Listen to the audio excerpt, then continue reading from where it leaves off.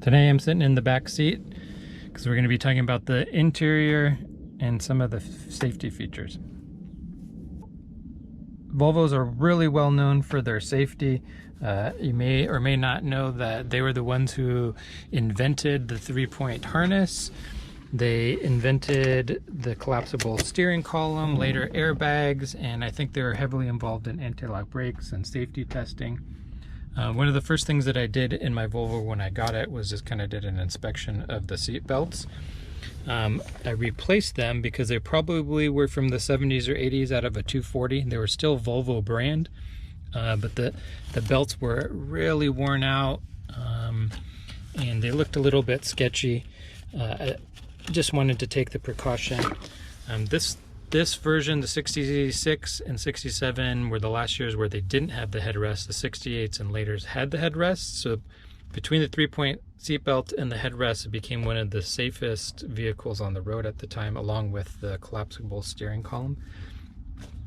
One of the issues that I had to contend with, though, was that it had these pretty neat little clips here, and they stick up. They're held by springs. They do make them now that kind of hold their position, but I liked this clip. It was already installed.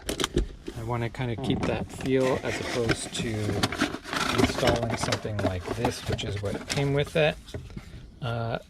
So I looked it up.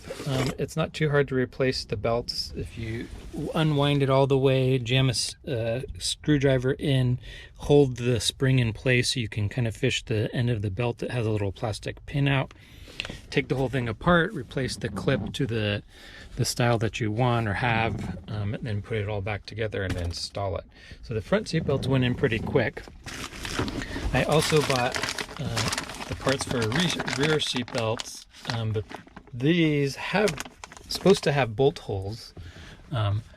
Underneath the headliner there's a bolt hole up here for the 3-point harness, and then there's supposed to be one over behind the door, and then obviously one underneath the seat, but it doesn't have a place for the actual spindle, so you'd have to install it down through here. And I believe if you look, this was cut out for speakers, but there's pre-made hole here that's oblong shape.